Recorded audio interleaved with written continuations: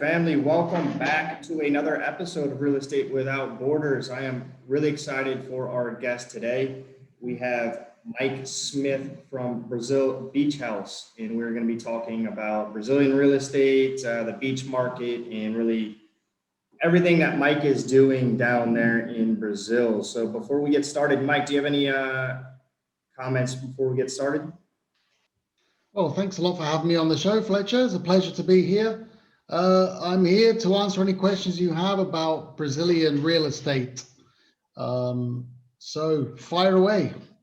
All right, well, let's jump right into it. So first of all, Mike, how did you get into real estate in Brazil? Well, Fletcher, I was traveling through South America back in the day, through various countries. I stopped in Brazil and I just fell in love with the country. And then I bought a beach house in the northeast of Brazil. And from then, through that process, I started to help family members and people further afield do the same thing. That was back in 2006. Okay, that's quite a while. I imagine the market has changed. Have you seen any difference in like confidence levels where people maybe back then were scared to invest, where they're not so much anymore, or how has it changed in that manner? Well, I think it's mostly changed due to the global situation. There was a massive bubble in the Brazilian real estate market up until about 2007. Huge amount of inward investment, mostly from Europe, just buying up the whole coastline. And then the recession hit 2008, and a lot of those investments fell by the wayside. And then the situation started to recuperate as we were moving towards the Olympics. And then it backed off. There was a recession in Brazil for 4 or 5 years. And now, before the coronavirus, the economy, everything was looking really rosy. And I believe by next year, we should see some strong growth in the Brazilian economy and the real estate market. Nice. Look forward to getting into that a little bit later and seeing what kind of Sure. opportunities could present in this market. So I know you said you kind of traveled around Latin America and Brazil stuck out. What makes Brazil such a great market to own real estate in? Well, there's a big supply. It's a massive country, very distinct areas within the country. It's got 7,000 kilometers of coastline and a huge amount of real estate on the beach. Um, as a foreigner, you can buy a property with 100% ownership rights, and you only need your passport and a tax registration number, which is very easy. You can get that at the post office. It takes a couple of hours. So very straightforward. It's interesting to hear that because I think it's the exact same process. I just spoke with somebody in Colombia, but it's super easy, just having a passport and then kind of registering yourself and then Yeah. be able to buy that. So I'm curious, your clients, your buyers, where are they coming from? Are they coming from the United States, Latin America, Europe? They come from all over, to be honest. The demand for Brazilian real estate is pretty much global. The bulk of the buyers come from Europe, lots of French, Spanish, Italians, British, and then we have Canadians, lots of Americans, and then further afield, Chinese, Japanese, yeah, from every continent of the globe. Yeah, it's pretty interesting. I remember, on a call we had previously, if you look at a map of Latin America, I mean, Brazil's damn near half of the map. It's such a Oh yeah. large country. You have natural resources. You have all this going. So it seems Mm. like an awesome place to be with worldwide demand like that. No, for sure. Yeah, I mean, it is the dominant country in South America. It's the regional powerhouse, and just the some of the properties are just phenomenal on the beach. Like just gorgeous natural environments. Yeah. So I mean, you're speaking about some of these beach properties. I know that's what you specialize in. So do you have maybe one property right now that you're thinking about, or at least an area in Brazil, and just so we can kind of get maybe price points, reasons why you would buy there, etc. Yeah, sure. Well, I mean, the areas that I mostly focus in are in the states of Rio de Janeiro, um, in the south, and also in Sao Paulo on the coast, and then up north in the state of Bahia and Rio Grande do Norte and Ceará. So those 5 states, and maybe Alagoas as well. Those 6 states are where I mostly focus on, and the profile is kind of upmarket beach homes with ocean views or beachfront. So one property perhaps that would come to mind would be in a place called a diving resort in Maracajao. It's a frontline property on 5,000 meters land plot. It is a very modern design with a very famous Brazilian architect. Four ensuite bedrooms, nice pool, gorgeous tropical garden, and it's in a gated community. It's 1 kilometer from the fishing village downtown, where you have all the amenities you need.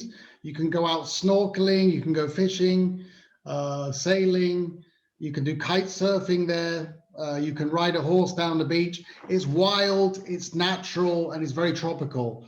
And the property is currently selling for, I think, $620,000.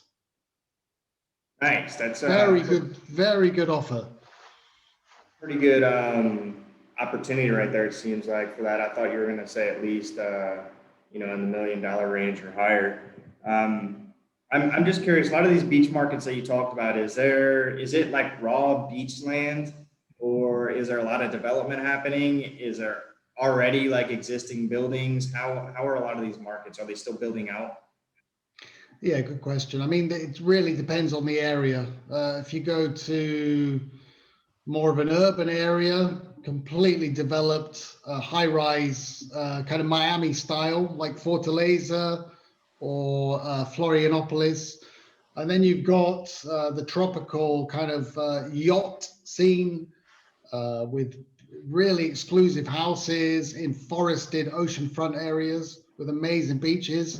And then you've got the smaller type of fishing villages, which are more rustic, which don't have, very good amenities, but beautiful nature and very affordable prices. So it really depends.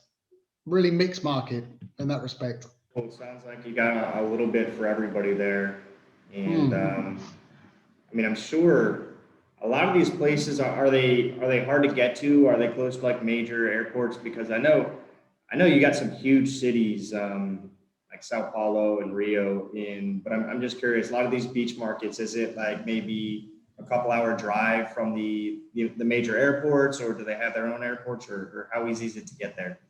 Yeah, I mean, for example, one of the places that is I'm most active in is called Trancoso, which is like the jet set kind of rustic village in the south of Bahia.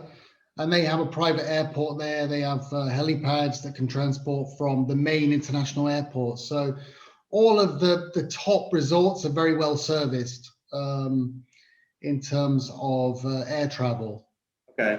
And for the most part, are your buyers, are they like diversifying? Are they buying for investment income? Are they buying for like a beach home for themselves? What are they doing? Mostly second homes, some element of rental return, some development activity, and we also have buyers for smaller hotels, so running businesses. Okay. And let's say you had a house on the beach there in Brazil. I'm guessing a lot of the people renting it, would they be renting in the local currency, the real, or the U.S. dollar, or what? Yeah, it really depends. I mean, the higher market normally rents in euros or dollars. And of course, you have an international account, so you can manage the rentals through your TransferWise or Revolut accounts. I mean, it's fairly straightforward these days. So yeah, the money can be processed very, very easily wherever you are in the world, the rental income.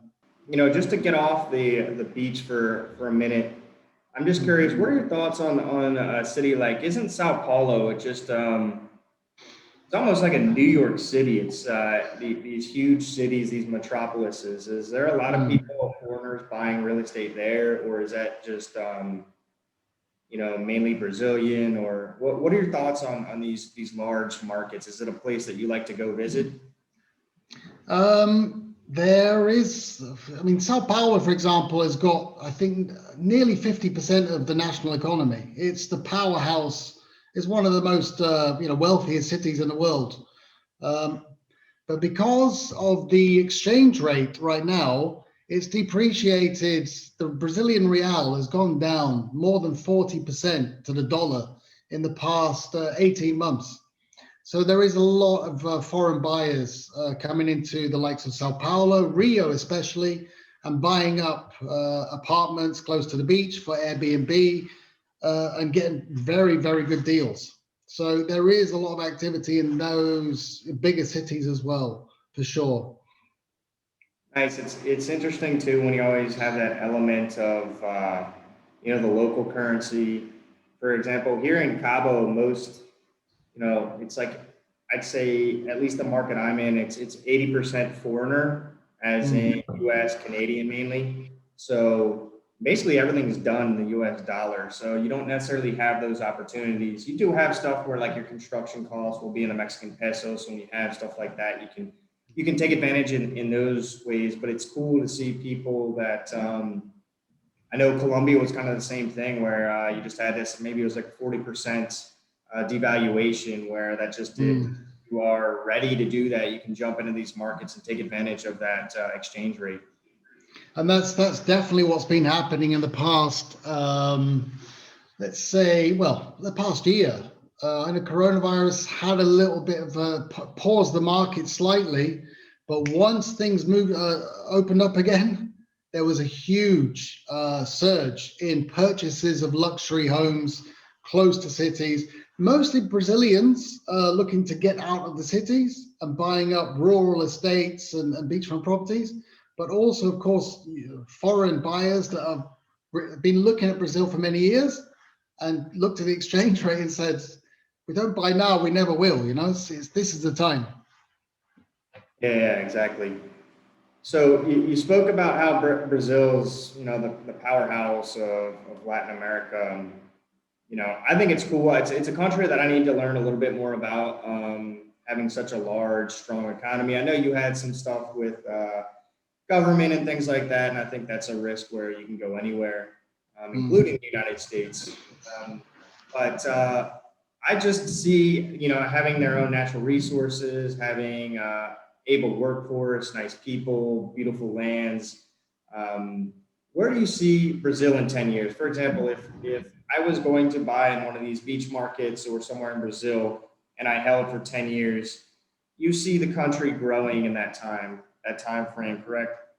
I do, yeah. And also, I mean, just on the basis of the exchange rate, um, when I moved to Brazil, I think it was 2 reals to the dollar. Now it's more like 5.30. Yeah. So if the average rate of the dollar over the past 20 years to the real has been like 1.9 average, maybe it's increased slightly over the last year or so, but if we are to return to that type of exchange rate already, in 5 years' time, the property would have doubled in value in terms of dollars. So on that basis alone, it's a great time to get into the market. In terms of Brazil as an economy, I think it's now the eighth biggest economy in the world.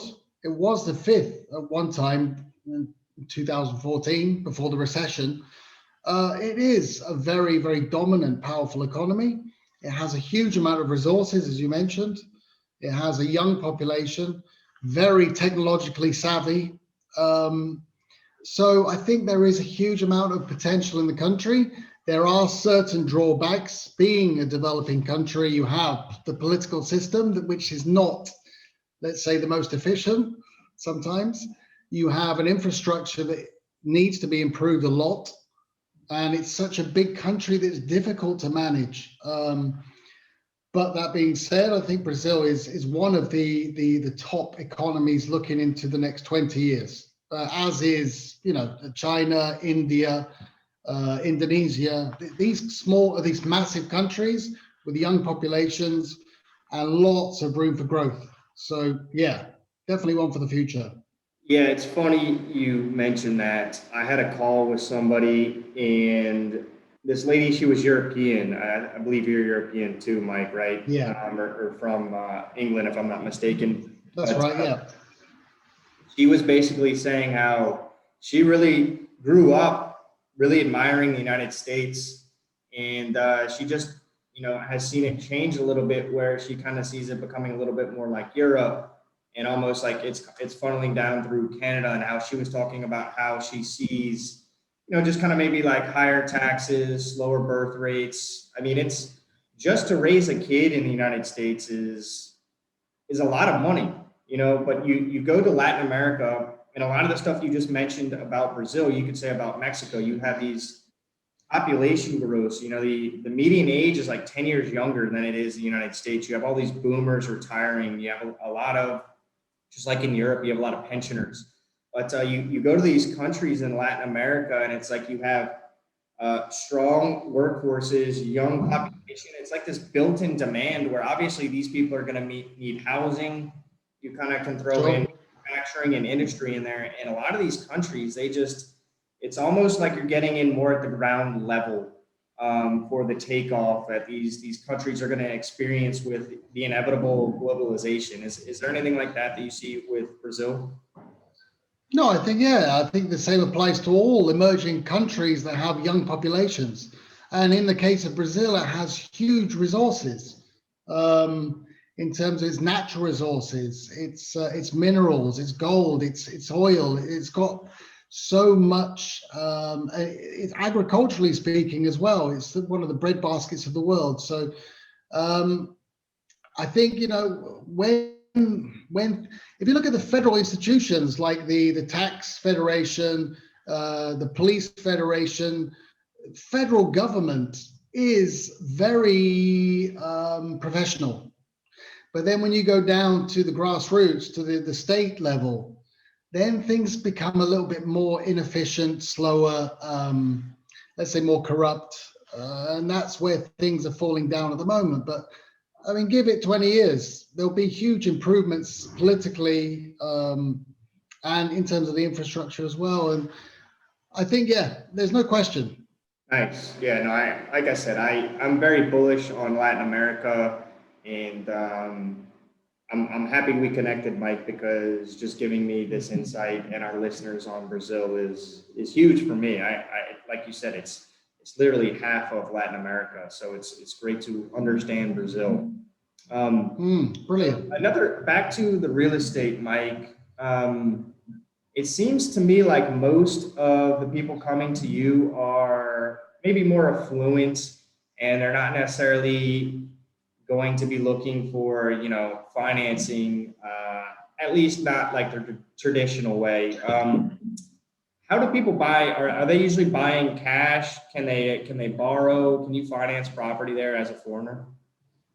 Yeah, I mean, the 95 buyers overseas that have family or financial assistance in Brazil, but it's difficult as a foreign citizen to get financing. You don't have a mortgage to buy a property. However, that is changing. I do have one or two institutions that do provide financing for foreign buyers, but it's in the initial stages.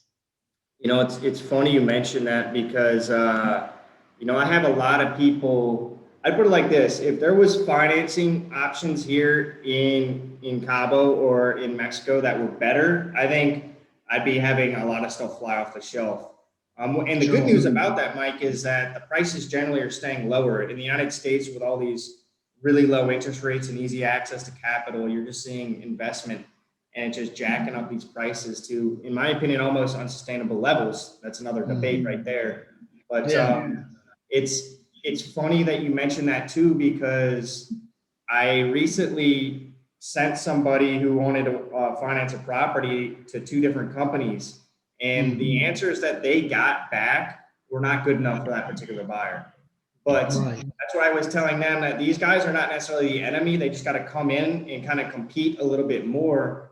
And I truly believe that that is just going to pick up, and I think if you look at some markets, some different markets, you might see the same thing where it has happened where foreigners couldn't necessarily, but then you had more of a demand and you created the system. So I'm very bullish on better financing options in the next 5 years here. And I think it'd be cool to see that kind of go at least throughout Latin America to help people, because as I was saying, and I think you would agree, that there's so much opportunity in these countries. Yeah, and as you said, I think that the situation with financing is changing. I'm being approached by certain companies that do offer financing under certain circumstances. The thing is that the interest rates are historically higher in Brazil than it would be in the US. Even though inflation's come right down over the past 2 years, still it's quite expensive to borrow money in Brazil because of its history of hyperinflation. So that being said, it's not always the best option anyway to borrow money from banks in Brazil because of the high cost of money. But that will change. That will change. Yeah, no, thanks for that insight. It's the same thing in Mexico. You have, right now, I don't know if you were going for a 30-year mortgage, you might be able to get 3.5, 4, definitely under 5% here. If you're a Mexican and you've got really good credit and you go to a bank to try to borrow, it might be 9, 10, 11% for you. Same in Brazil.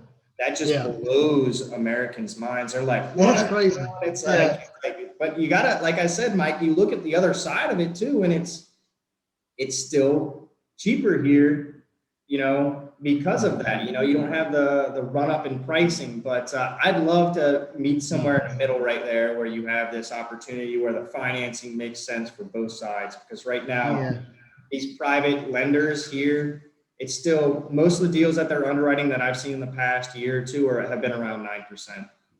Yeah.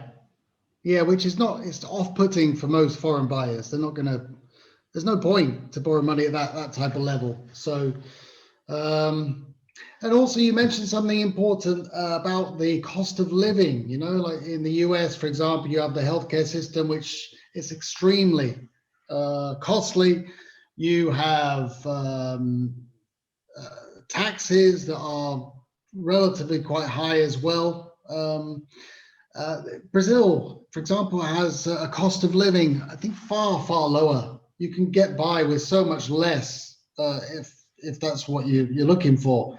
And you don't have the government interference as you do in most developed countries where the government is right on top of your activities. In Brazil, it's so much more open, free, maybe like the West was, 30, 40 years ago. So it's a breath of fresh air. There's no strong hand of government on your shoulders in Brazil. Yeah. Going back to the cost of living, I'm seeing something that I think is going to increase. In the States, you do have the boomers retiring, and I don't know, Mike, let's say you're in LA or you're in Houston or you're in Dallas, and let's say you've been paying off this house for 20 years and you built up all this equity and now it's worth $1 million, $1.5 million.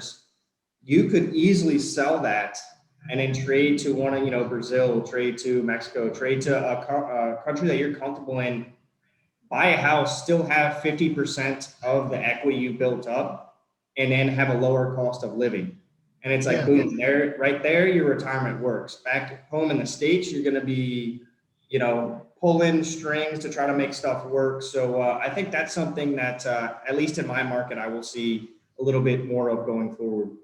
Yeah, and I think your market, obviously, for US buyers is more familiar. Obviously, it's a lot closer and it's more accessible. Whereas Americans that go to Brazil, they're not normally first timers. They've got some connection with the country, whether through business or spouses.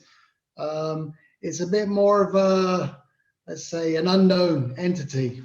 And also the language barrier as well. English is not so well spoken in the north of the country, more so in the bigger cities. But yeah, it's an uncharted territory for many American people, I would imagine.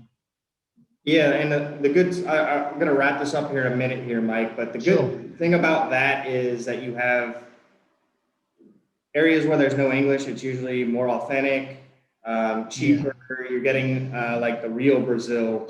Whereas, you know, a lot of people don't come to these areas, like they'll go to Rio or they'll go to Cabo or they'll go to like these really big places and be like, man, I almost feel like yeah, there's a different language and a different currency and stuff, but I almost have the feeling I'm back home. So, Well, I could say just last thing, Fletcher, when you're in Brazil, you know 100% where you are. You couldn't be anywhere else. It's 100% authentic for sure.